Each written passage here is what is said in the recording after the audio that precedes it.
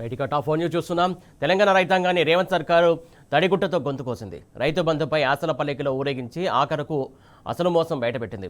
ఇప్పటికే రుణమాఫీ బోనస్ మోసాలకు రైతాంగం కుదరైంది. ఇప్పుడు రైతు బంధుకు ఎగనామం పెట్టే కుయక్తులకు పాల్పడుతోంది. 2 ఏళ్లలో 2.5 లక్షల కోట్లకు పైబడి అప్పులు చేసిన రేవంత్ సర్కారు గత బీఆర్ఎస్ సర్కారు చేసిన అప్పులపై దొంగ ఏడుపులు ఏడుస్తూ అన్నదాతలను ఆగం చేస్తోంది. గత ప్రభుత్వం చేసిన అప్పుల వల్లే 6 గ్యారెంటీలు అమలు చేయలేకపోతున్నామని తమ అసమర్థతను కవర్ చేసుకుంటున్నది. అధికారంలోకి రాగానే ఎకరాకు ఏటా 15,000 రైతు బంధు ఇస్తామని రేవంత్ రెడ్డి పలు వేదికలపై ప్రగల్భాలు పలికారు.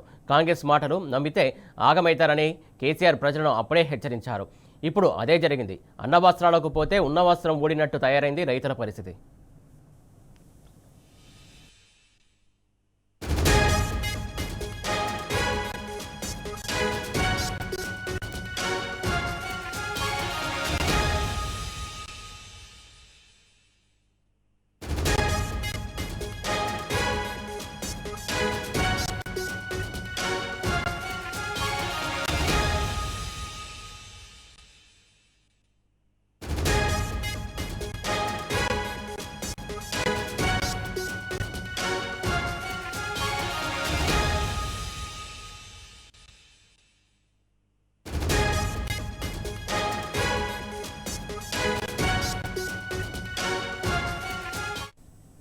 రైతు కాంగ్రెస్ సర్కార్ మొత్తానికి రైతులను నట్టేయడం ఉంచుతుంది. మొత్తానికి రైతు బంధు ఇవ్వని పరిస్థితి, అలాగే రుణమాఫీ కూడా చేయలేని పరిస్థితి కనబడుతుంది. దీనికి సంబంధించి పూర్తి అప్డేట్స్ మా కరెస్పాండెంట్ లెవిల్ అందిస్తారు. లెవిల్, మొత్తానికి చెప్పండి, రైతులకు కాంగ్రెస్ ప్రభుత్వం మొత్తానికి చేస్తున్నటువంటి అన్యాయానికి సంబంధించి డీటెయిల్స్ ఏంటి?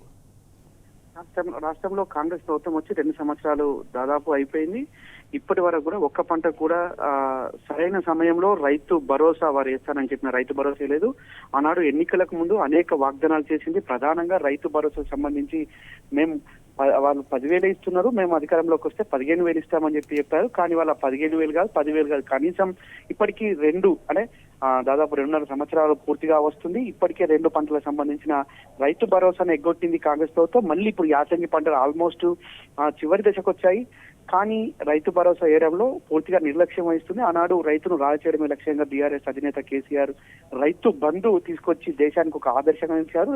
తెలంగాణ రాష్ట్రంలో మొట్టమొదటిసారి రైతు భరోసా వేసిన తర్వాత ఆ దేశంలోనే ఇదొక విప్లవానికి దారితీసింది. కేంద్ర ప్రభుత్వం పీఎం కిసాన్ సమ్మానం కావచ్చు, ఇటు ఒడిశా ప్రభుత్వం, ఛత్తీస్గఢ్ ప్రభుత్వంతో పాటు పలు రాష్ట్రాల ప్రభుత్వాలు ఆనాడు ఈ తెలంగాణ అనుసరిస్తున్న విధానాన్ని అనుసరించి యావత్ తెలంగాణ దిక్సూచి రైతు బంధును ఇవాళ రైతు భరోసా పేరు మార్చి ఇప్పటి వరకు కూడా వేయడంలో పూర్తిగా వైఫల్యం చెందింది.